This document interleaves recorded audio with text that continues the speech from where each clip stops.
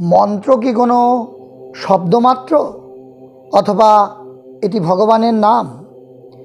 বলা হয় যে শব্দ হলো ভগবানের নামের প্রতিপাদ্য, অর্থাৎ প্রতিপাদনের যোগ্য বা বিষয়ভূত, অর্থাৎ প্রতিপাদ্য বিষয়। অর্থাৎ মন্ত্র মানেই বলা যেতে পারে ভগবান। এখন মন্ত্র মনে মনেও জপ করা যায়, আবার শব্দ করে উচ্চারণ করা যায়। এই প্রসঙ্গে এসে যায় চেতন ও জড় প্রসঙ্গ। চেতন ও জড় দুটি তত্ত্ব।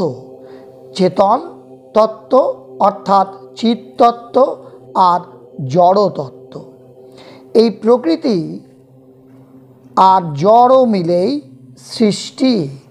জড়ের সঙ্গে প্রকৃতির আবাসন যদি না হয় বা সহাবস্থান যদি না হয় বা সহবাস যদি না হয় তবে সৃষ্টি হয় না। আর আমাদের মাকে যদি প্রকৃতি বলি, অর্থাৎ তিনি এই বিশ্বের আদি। অর্থাৎ প্রকৃতির অর্থ হলো আদি। প্রকৃতির আরেকটি অর্থ হলো কারণ।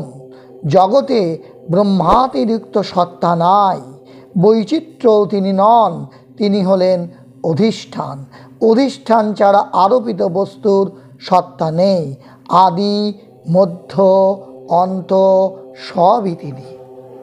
এতক্ষণ এই কথাগুলো বললাম একটি কারণে, যে অনেকেরই একটি প্রশ্ন আছে যে ইষ্টমন্ত্র ও অন্য দেবদেবীর মন্ত্র কি আলাদা আলাদা সময়ে জপ করা যায় বা আলাদা আলাদা সময়ে পাঠ করা উচিত বা উচ্চারণ করা উচিত?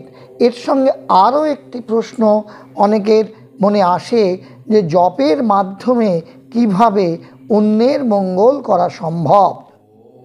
প্রথমে বলি যে দেবদেবীর মন্ত্র আর ইষ্টমন্ত্র আলাদাভাবে কখন জপ করা উচিত।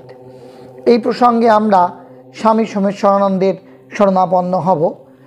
স্বামী সোমেশ্বরানন্দ বলছেন যে সব সময়েই দেবদেবীর মন্ত্র এবং ইষ্টমন্ত্র জপ করা যায়।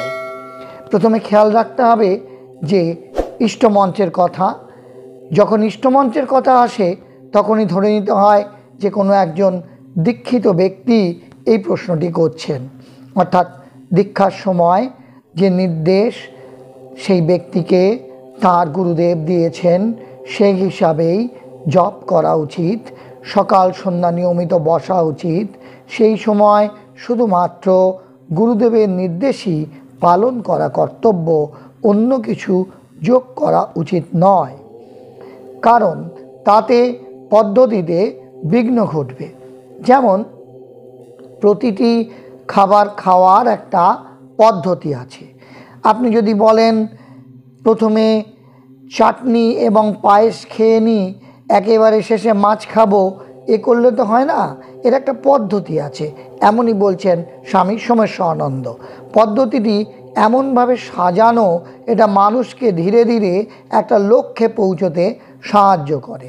সুতরাং যখন ইষ্টমন্ত্র জপ করবেন, অর্থাৎ গুরুদেব যেমন নির্দেশ দিয়েছেন সেই মতো সকাল সন্ধ্যা করবেন।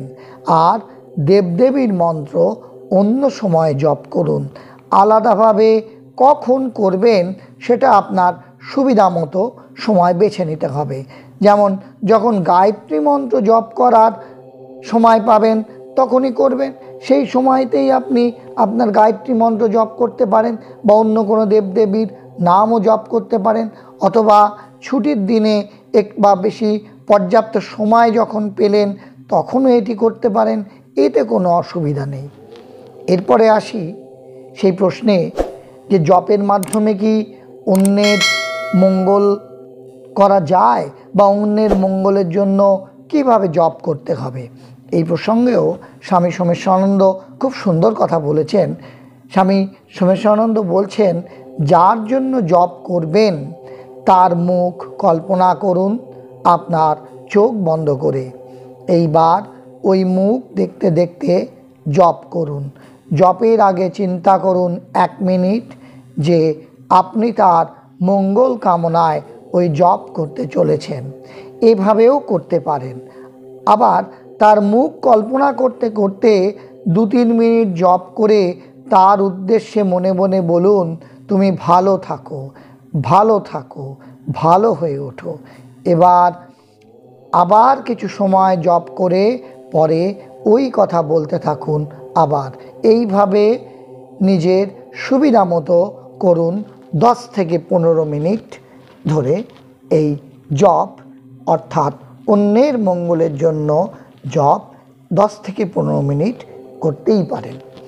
এই প্রসঙ্গে আরও একটু উল্লেখ করা যেতে পারে যে জপের সময় আপনার পরিবেশের মধ্যে অনুপরমাণুতে এমন কিছু পরিবর্তন লক্ষিত হয় যে পরিবর্তন আপনি বুঝতে না পারলেও সূক্ষ্মভাবে সেটা সামগ্রিক পরিবেশের মধ্যে একটি বিশেষ কম্পন তৈরি করে।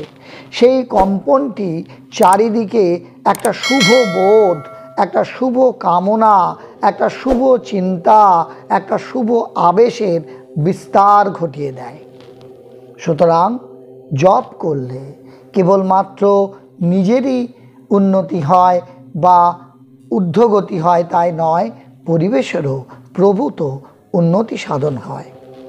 তাহলে বন্ধুরা, আজকের আলোচনায় আমরা যেভাবে শুরু করেছিলাম, অর্থাৎ মন্ত্র বলতে কি শুধুমাত্র ভগবানের নাম, সঙ্গে কিভাবে আমরা বা কোন সময়ে আমরা ইষ্টমন্ত্র ও অন্য দেবদেবীর মন্ত্র জপ করব, অথবা অন্যের ভালো চিন্তা করে কিভাবে জপ করা যায়, সেই প্রসঙ্গে সোমেশ্বরানন্দের মতামত কী, সেগুলোই সবই আজকের আলোচনার মাধ্যমে, এই ভিডিওর মাধ্যমে আপনাদের সামনে উপস্থাপিত করলাম।